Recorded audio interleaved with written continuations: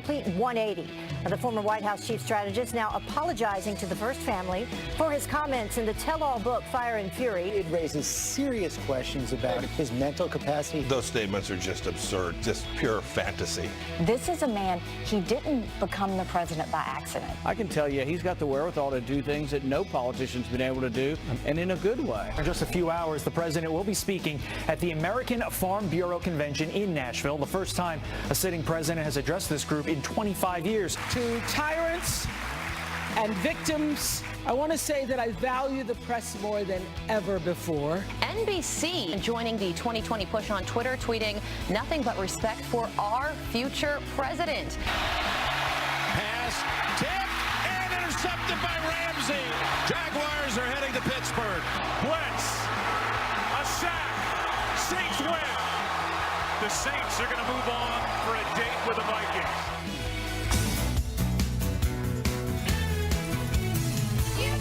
We're in the midst. It's actually a little better, though, today. It's going to get up to 30-something. Wow. Yahoo! That's like summer in Minnesota. That's right. I love it. That's right. Mr. Minnesota's here today. Well, keep filling in for Brian, because Brian is laying the wreath down at Andrew Jackson's grave, and he was at a book tour this weekend. He's down at a diner in Nashville because the president is actually going to be there, right? His today, favorite Brian? place, Brian. We know you love diners. Good morning. Yeah, a couple of things. Hey, Pete. A couple of things. Just ironically, Gretchen Wilson was at John Rich's birthday party, and you know that they like Ainsley as well as Steve better than me. But I was at a chance, just our paths cross, and Gretchen Wilson was there live. She is and that's who you just bumped in with. She's one of the best voices I ever heard. But I digress. We're at the Pancake Pantry. Okay. Beautiful area, Hillsborough Village. Right now, Steve, I know you like to see what the town looks like. We're nestled between Vanderbilt I like to see what they're having and for Belmont, breakfast. You know. And by the way, the president's going to be here about 3 o'clock, right? And he's going to be talking about reviving prosperity in the rural areas. Making farming great again. Join us live in 45 minutes. But yeah, that's what I hear. So this is a little dark, but this is such a cool town. It's about a few miles outside Nashville. But it's actually somewhat normal. It was 28 degrees yesterday. There's Vanderbilt, right down there. Belmont's just over my shoulder. Look at this great town here. And the Pancake Pantry, been around for 50 years. A legendary spot in Nashville. A new owner has just taken over, and they're already feeling. They say 100 people are moving to Nashville a day, and the place is booming. And check this out. As an incentive, a lot of folks. We have this just arrived this morning. A lot of people coming, and as an incentive to come down, we have Ainsley Earhardt's book. This is based on a true story, right, Ainsley? That's right. And then we also. For the first 25 people, Morning's Better with Friends, you'll have your choice if you're in the military. Wait. Get, so if people are watching right now and they come to the Pancake Pantry, they're going to wind up with a free copy of your book and get to meet you. Signed copies. Right, and Ainsley signed them and sent some down as well. So we're going to be doing that, meeting some everyday people, find out how they feel about the president coming here for the second time since he's president. Also, the impact of this book. And a lot of people are looking at the tax plan and how it affects rural communities. We're going to also have some state officials here, community bank experts, and they're going to be talking about how this tax plan and this economy affects them here in one of the fastest growing cities in America. And it's going to be exciting because, remember, Bob Corker's calling it quits. There's going to be a battle here for the Senate seat. So everyone is pretty tapped into what's going on for the midterm election. This is a serious Breakfast with Friends upgrade. Yeah. I mean, you're really showing us up here. Well, just put it this way, Pete. Just don't let me down with Herschel Walker and Brian Mast, Alan Dershowitz, and everybody else, okay? I'll do the best I can. He won't let you down. And Brian, are you going to watch the game tonight? Alabama versus Georgia. It's going to be a good one. Great weekend of football over the weekend, especially here at the Tennessee Titans won. The place is still celebrating, but I will be watching tonight, and the president's going tonight. Also, there's some protests and some supporters are going to be battling it out. So there's no quiet day in America anymore. Always exciting, and football finally has a final. All right, so if folks are watching right now, they're near the Pancake Pantry, go on down, say hello to Brian, get a book, and maybe be on TV. That's right. Brian, we'll see you in a little bit. Love the name, Pancake Pantry. He was mentioning that the president's going to be in Nashville. He's speaking to the American Farm Bureau Federation Convention. It's the 99th convention that they've had, and they've invited the sitting president every single year. This is the first time in 25 years a sitting president has said yes to that invitation. That's right. The last one to go was President George Herbert Walker Bush, and the farmers, they understand that the president realizes the challenges facing them these days. They said the president made it very clear farmers would have a seat at his table, so they saved him a seat at the podium, and he's going to address some big issues like deregulation that farmers have faced. You talk about the estate tax, which hits farmers a lot. He'll probably talk about a lot of that from his tax reform bill. So reasons why he's going to rural America to say, when I talk about the forgotten man, I remember you, and that's part of today. 7,000 farmers will be there at this convention. Today was going to be the day that the President of the United States was going to unveil his hashtag fake news awards, where fake, faker, fakest. I can't wait. I know. Well, he's put it off till next week because there's a lot to do. And no doubt he's considering giving Michael Wolff an award for his book that came out, because we have heard that, since then, apparently this is a reporter who has used some unscrupulous methods in the past.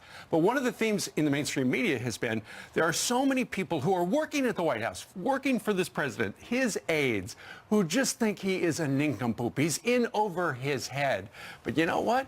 The people who actually work with the president were on television this weekend defending him, and they don't sound anything like that.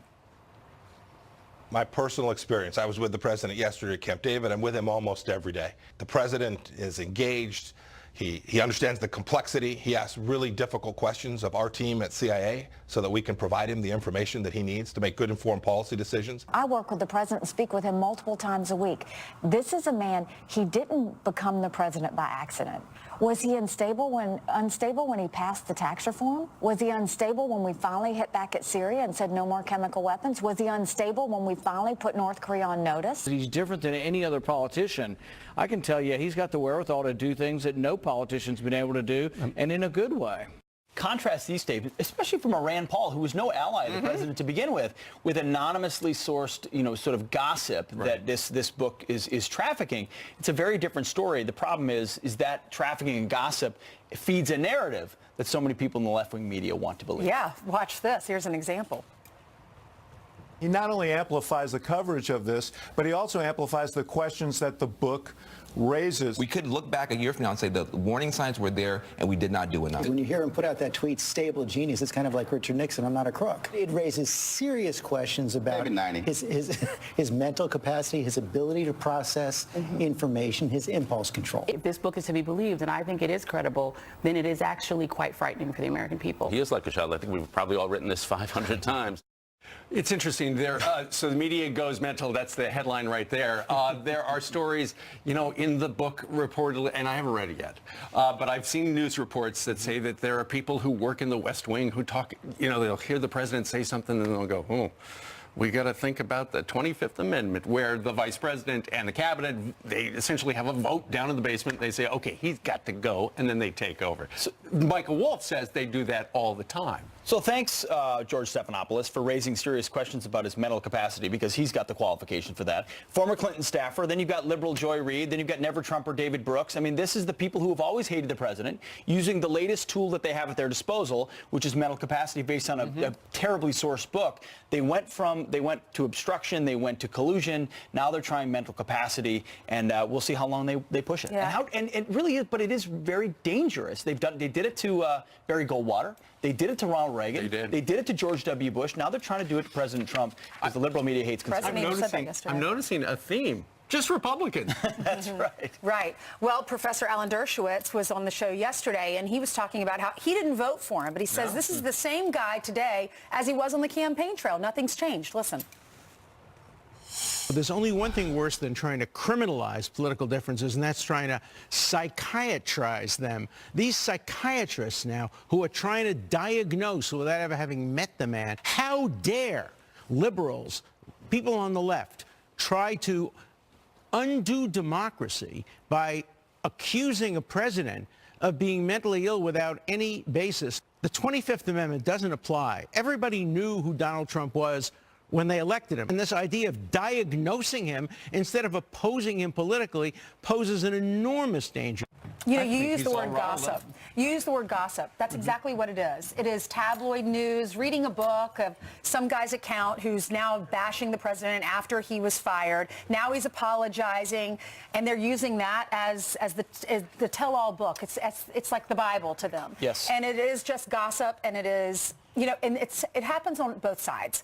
Every time there's a Democrat and someone writes a book about what's happening inside, and Republicans go crazy about it. And now the same thing is happening with this guy who leaves the White House and writes a book about the Republican president. Democrats love it. Mainstream media loves it. But it's who really knows? knows? The mainstream media wants their credibility back. Why are they relying on a terribly sourced book to try to get their credibility back? You know, the other thing is because Donald Trump was such a tight organization when he was running for president, he's had to include people who are on his permanent staff at the White House who were part of the swamp.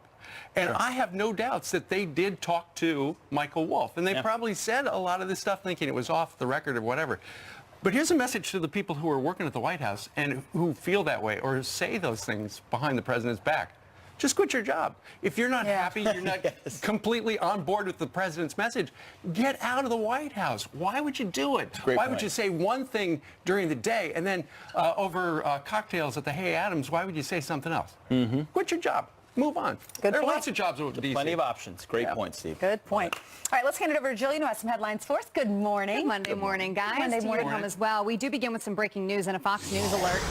Sheriff's deputy in Washington State was killed while responding to a suspected home invasion. The Pierce County Sheriff's Office says the deputy was shot by a man during a foot chase in Frederickson. That's about 40 miles south of Seattle. One suspect on the loose at this hour. Another suspect was found dead. No word yet on how he died, but we will keep you updated. New York's JFK Airport, one of the nation's busiest, reopening a closed international terminal after a massive water main break. Hundreds of flights already behind schedule from the winter storm that shut down much of the East Coast, delayed or canceled anyway last week. Patience running thin. Port Authority officers had to break up a crowd of angry passengers. And if that wasn't enough, wings from 2 international planes colliding on the tarmac. SpaceX launching a secret satellite into space as its first flight of the year. 3, 2, 1. Ignition. Liftoff. The Zuma aircraft taking off from Cape Canaveral, but not revealing its mission for the U.S. government. The first stage booster landed back on Earth minutes later as part of SpaceX's effort to build reusable rockets. The NFL playoffs heating up. The New Orleans Saints clamping down on their division rival, beating the Carolina Panthers 31-26. In Jacksonville, the Jaguars holding the Buffalo Bills to just a field goal for a 10-3 victory. Their first playoff win in a decade. Former Bill O.J. Simpson, who lives in Las Vegas, taking in the game at a bar with some diehard fans. Just take a look. One lucky fan happened to be wearing a "The Juice is Loose" t-shirt with a picture of the infamous white Ford Bronco. The Hall of Famer released from prison on parole in October. He played for the Bills from 1969 to 1977. So look at your headlines, guys. Pete, I know you and I are both going to be closely watching games this weekend. We will. My Vikes are going to play the Saints. We'll see if your Eagles can make it out. We'll see. The Falcons are looking dangerous. Well, they are looking pretty good. And tonight, the big Alabama-Georgia game. Yep, college Love football. All right, Good stuff. Thanks, Jillian.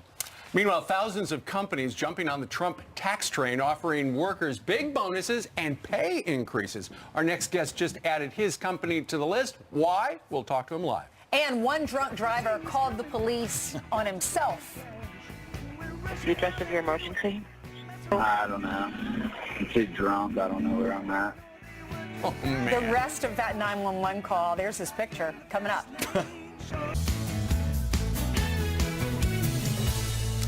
The Republican tax plan was a win for many Americans, especially employees at the companies offering bonuses, pay raises, and other benefits as a direct result of President Trump's tax reform bill. There on the screen, some of the companies giving out bonuses. Aquesta Bank just joined that growing list over the weekend, and joining us right now is Aquesta CEO Jim Engel. Jim, you're a banking business, Aquesta. It started in your basement 11 years ago, and now you're a big hundreds of millions of dollar operation.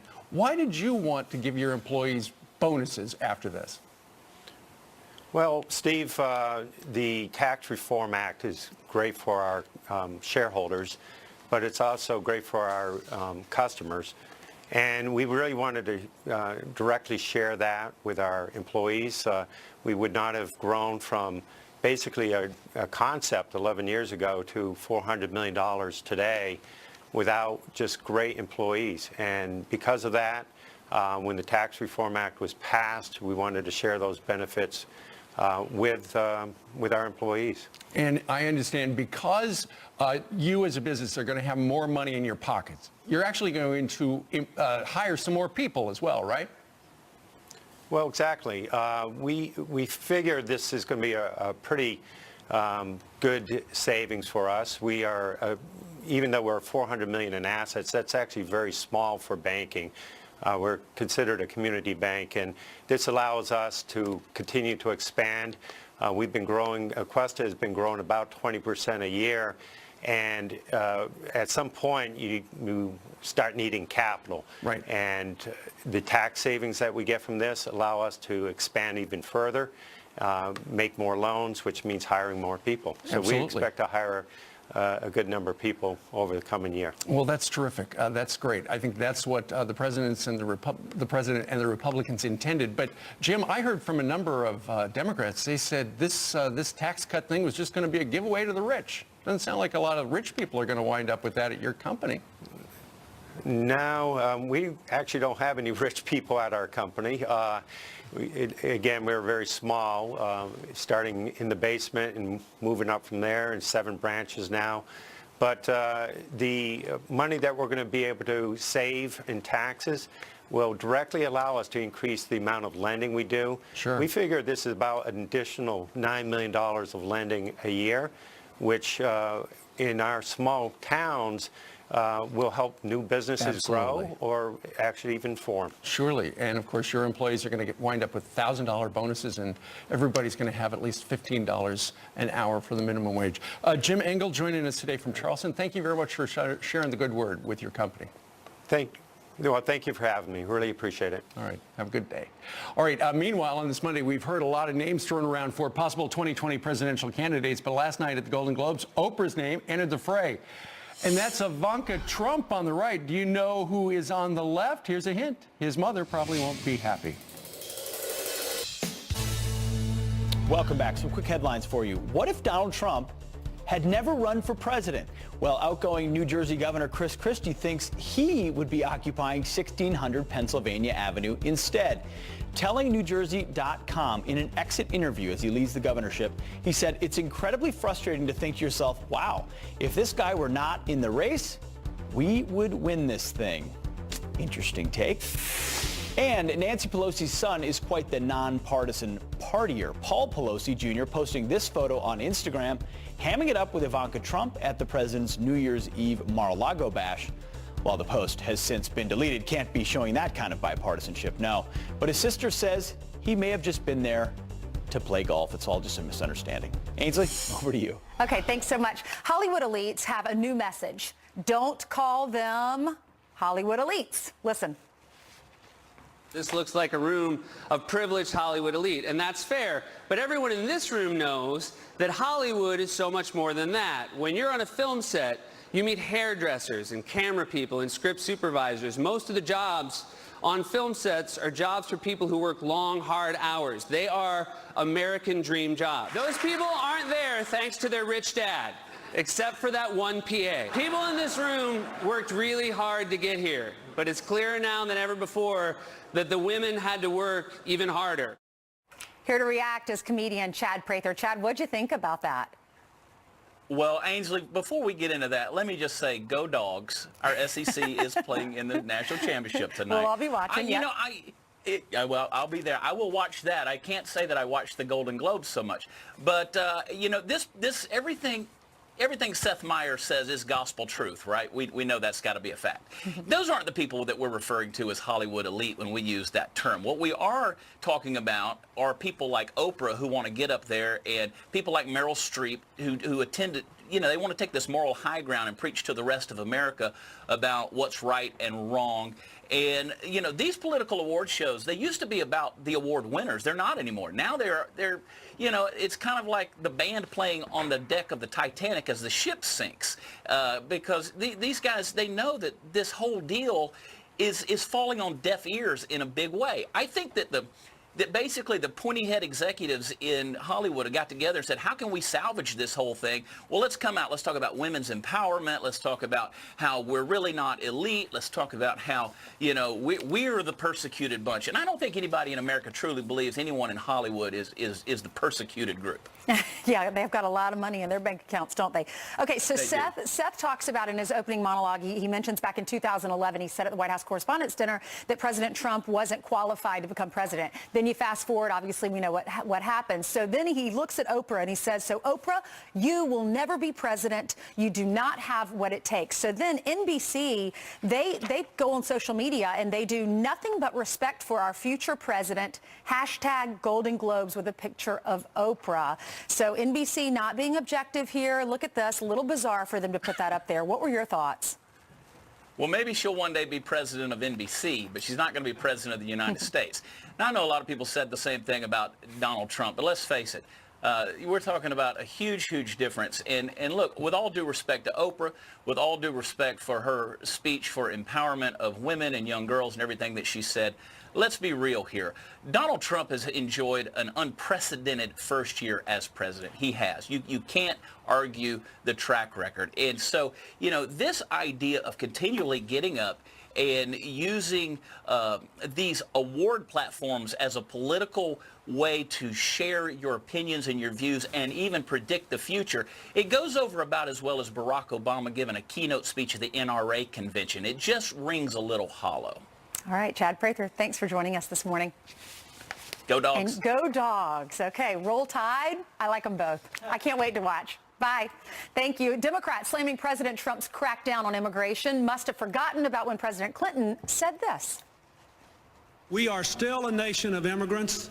We should be proud of it. We are also a nation of laws.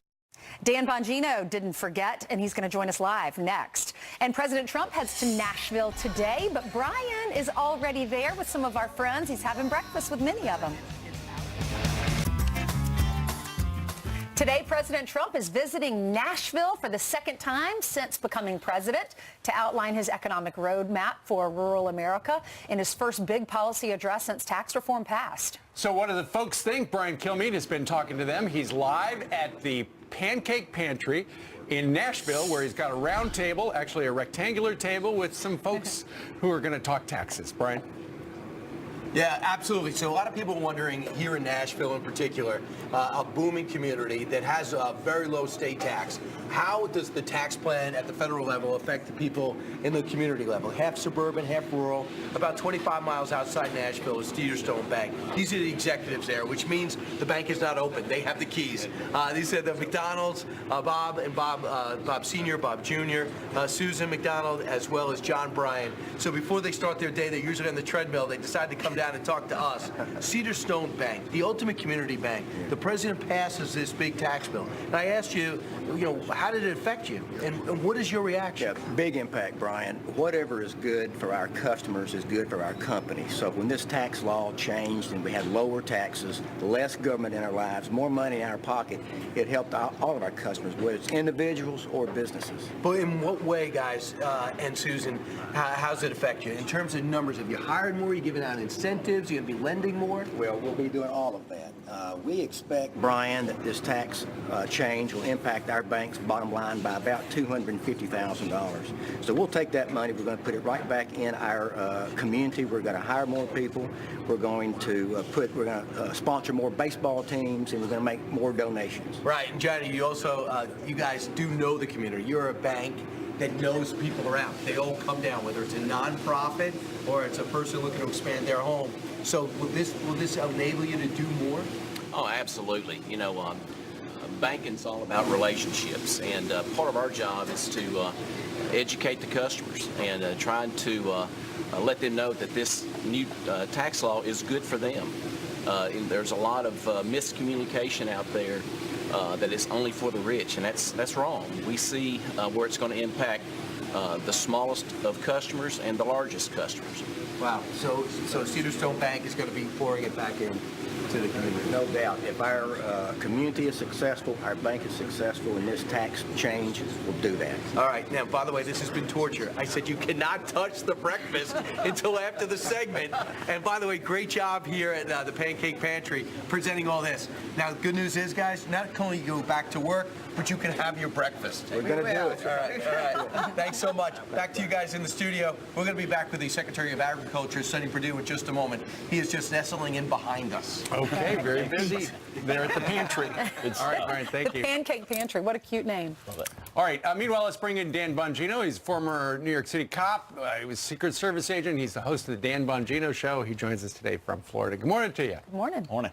Hey, good morning. Good to be here. It's good to have you. Dan, over the weekend at Camp David, apparently the idea of a welfare reform came up. Paul Ryan really would like to see the country do something about entitlements because it is such a big chunk of change. 52 cents on every dollar goes to entitlement, so-called entitlements. Apparently he wants it. Mitch McConnell on the other side says not time for it. And it sounds like the president is just saying, we'll see. Right now, that's not my top priority. What do you think? You know, Steve, this is a ground ball argument for the Republicans. Listen, most people in the United States have no problem with some form of government. I'd rather it be at the local level, but some form of government providing a backstop for people who are genuinely in hard times. Right. That polls relatively well. Let me tell you what doesn't poll relatively well.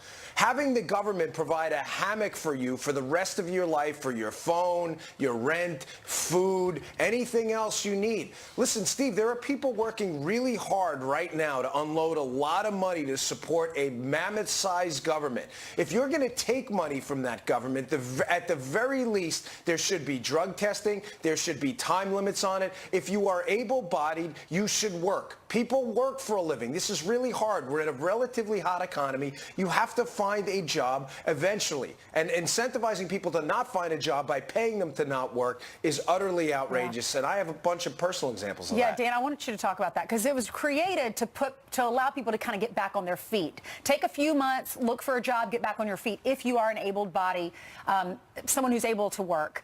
Tell us your mother-in-law story. You've been on our show before, and it's pretty powerful. Yeah. Yeah, I mean, she's an incredible woman. And, you know, I never like telling this story because I always get a little choked up when I do it. But she came here as an immigrant from Colombia and with nothing, Ainsley, zero, like no money at all, spoke no English. She works her butt off cleaning planes. She takes the airplane peanuts from the plane to give to the kids for food. She used to sleep on the mattress with one mattress with her three children, my wife obviously being one of them at the time, like heads, tails. And why do I tell you that? Because she could hear my wife's stomach at night growling, and she'd tell me it was the most painful thing she ever heard. But you know what she did? She took the opportunity of America, not the check from America, and she ran with it. She is now one of the most amazingly successful women I've ever met in my entire life. She's a homeowner. She has a nice income she's provided for herself. You know why? She committed to the American dream, not a check from the American taxpayer early on. I just wish we would embrace that more as a country, the idea of opportunity, not the idea of providing people a check as a way out of opportunity. It's nonsense. Absolutely. Well, the power of legal immigration has fed this country forever, people striving to come here. Well, the challenge of illegal immigration has existed for many, many decades. And as we talk about a potential deal on Capitol Hill, the Democrats want DACA, the president wants his wall. As we look at this deal, well, we rolled some videotape. It turns out when people say things, it lives forever. And the Democrats were for the wall before they were against it. Listen to Bill Clinton in 1996 and Senator Obama in 2006. Tonight, I announce I will sign an executive order to deny federal contracts to businesses that hire illegal immigrants. Let me be very clear about this. We are still a nation of immigrants. We should be proud of it. We are also a nation of laws. It will authorize some badly needed funding for better fences and better security along our borders. Yes, we need tougher border security and stronger enforcement measures. Yes, we need more resources for customs and border agents and more detention beds. Dan, sounds a lot like Donald Trump. I'm confused. Yeah. What changed? Yeah, well, what changed? What changed is the Democrats committed to an antagonist strategy in the post-Clinton era. And let's just be candid about this right now. Immigration for the Democrats post-Clinton has never, ever been about compassion or helping immigrants. It has always been about raw political power and votes. They believe demographics is destiny. They need people to replace the dying middle-class voters that they're losing that have moved over to the Trump-type candidates and Republicans who represent the working class, and they need to replace them with immigrants that they can get on the government dole. That is all this is about, and I can prove it to you. When they put poison pills in these immigration documents, the Republicans, and they say things like, listen, we'll let people in the country as immigrants, but they can't vote for a certain period of time if they come here illegally, the Democrats say no every time. Dan, exit question. Does Donald Trump ultimately get the wall or part of the wall? I'll tell you what, if he picks a hill to die on, this is the one. This is unbelievably popular with the American people. I think he gets it, and if the Democrats want to shut down the government over it, good luck with that in the 2018 midterms. All right. He's joining us today from the warmer than we're at state of Florida. Dan, thank you very much. Dan. All right. Well, Jillian Mealy's got a few additional headlines for us. That's right. Good morning to you guys. Let's get you caught up on some of your news of the day, starting with this. Police are desperately searching for a missing college football reporter who vanished after sending a terrifying text. Friends say Courtney Faye Rowland, who covers Texas A&M football for the website Rivals, sent her roommate a text message early Sunday morning claiming she was being followed home from a Walgreens by a suspicious man in a blue truck. The 29-year-old former colleague says she was spotted in uptown Houston Sunday afternoon. Her car, purse, wallet, and phone were found in the area. President Trump being met with more than just sports fans as he heads to Atlanta for the college football championship game. The NAACP calling on fans to protest with signs and bring white towels to the game to create a, quote, wave simulating a blizzard while the president is in the packed stadium. Trump supporters mockingly call the opposition snowflakes, but when we come together, we create a mighty storm. Another group promising to take a knee in solidarity with pro athletes who protest the national anthem. Well, this man certainly making an officer's job way too easy, calling 911 on himself for driving drunk. What's the address of your emergency? I don't know. I'm too drunk. I don't know where I'm at. Where'd you been all night? I'm driving around trying to get pulled over, actually. Your last name, sir?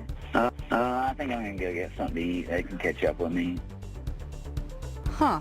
Officers charging Michael Lester with a DUI, the 39-year-old admitting to swallowing meth and not sleeping for 4 days. Our incredible Fox and Friends viewers showing their generosity to help victims of a devastating fire. New York City's deadliest fire in more than 25 years, claiming its 13th victim this last week. Fox News religion contributor Father Jonathan Morris joined us yesterday on Fox and Friends asking for your help. The families are waiting outside my door saying, I need help. I haven't worked. These are people, like you said, poorest congressional districts in the United States of America, in the South Bronx. They're not working because they're taking care of their families and they're spread out in shelters all over the city. It's a very serious situation and we need help. Well, how about it? Father Morris's GoFundMe page now stands at more than $164,000. That money going directly to the displaced families. If you want to donate, all you have to do is head to foxandfriends.com. That's a look at your headlines. I'll send it back to you guys. All right, Jillian, thank you very much. We highlighted that over the weekend, and the generosity of the viewers, as you know, incredible. And these folks need a lot of help in the Bronx, so it's a very cool cause. If you're interested, go to foxandfriends.com. Meanwhile, the media won't stop asking questions about the president's mental fitness, but this isn't the first time we've heard something like this. Remember? The media made similar claims about Ronald Reagan and George Bush. What they all have in common is they're Republican presidents. We're going to hear more from Senator Tom Cotton next hour. And it's college football's big night. Alabama takes on the Georgia Bulldogs for the national title. And President Trump is going to be at the game, so will football legend and Georgia alum Herschel Walker, he's going to be there. He's an honorary co-captain. Joins us live coming up.